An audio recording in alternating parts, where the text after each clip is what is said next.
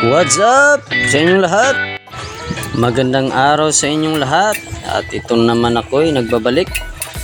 At ito po yung ginagawa ko ngayon is share ko po sa inyo. So ito po ay extension po ng ating refrigerator. Kung napapansin nyo po, maliit na yung cutting disc na ginamit ko. So sa mga baguhan, so wag nyong gayahin na ganito, no. So dapat pag maliit na yung cutting disc, ano na kaagad nyo, change nyo na kaagad, no. Ayun na ng bago.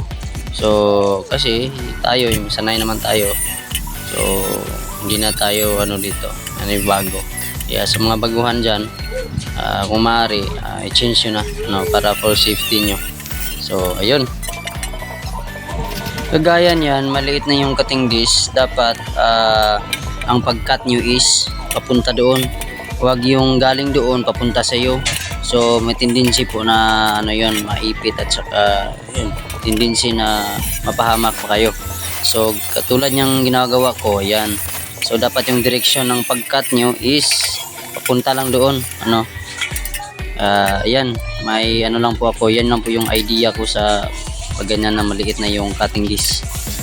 So sa akin, hindi na ako manibago dyan kasi kumbaga na ako dyan, sanay na ako dyan, nasayangan kasi ako sa mga cutting disc. Sa iba, sa ganyan na kaliit, tinatapon na yan. Sa akin, nagamit ko pa kasi sayang naman. So kaya lang yung sure lang. Pero pag baguhan ka, hindi mo alam kung paano i-handle, gagamitin yung ganyan na kaliit, huwag nang i-change mo na. Change mo na ng cutting disc. So ayun, malapit na yung matapos. Ayan, ispat lang muna. Ayan, huwag nyo munang isulid. Ayan, ispat lang muna. Ayan. Pag matapos yung fabricate lahat, saka nyo na i-full weld. So ayan, kung napapansin nyo yung mga eskwala, so maganda sa tingnan, pulidong-pulido siya kapag ginamitan mo ng eskwala. Ayan, saka kahit gamitan mo yun ng eskwala, kung pag-cut mo patiko-tiko rin, hindi rin yan hindi mo rin makuha yung tamang setup niyan. So ayan, tingnan nyo. Ayan, yan pag maganda yung pagka-cut nyo. Ayan, sample lang po yan siya, share ko lang po sa inyo yan kung paano po yung diskarte. Ayan, para madali yung pag full wheel nyo, kayo ng isang stick. So durugin nyo kunin nyo yung mga niya, yung mga flux nya, yung nakabalot sa kalimutan kong tawag dito, yung nakabalot sa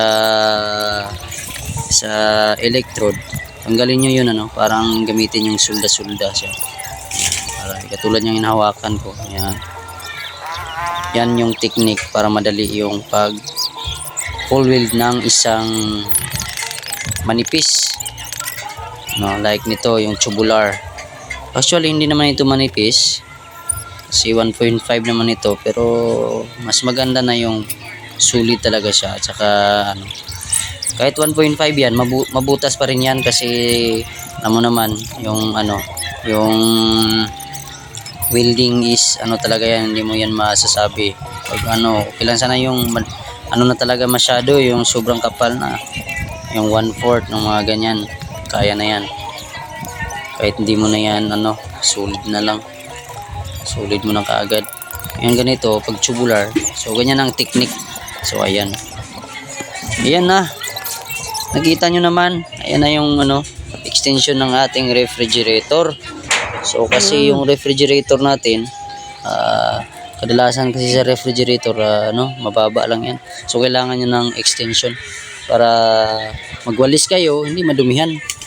So yung dumi dyan mabangga sa gilid. Ayan, hindi doon sa pintuan ng refrigerator.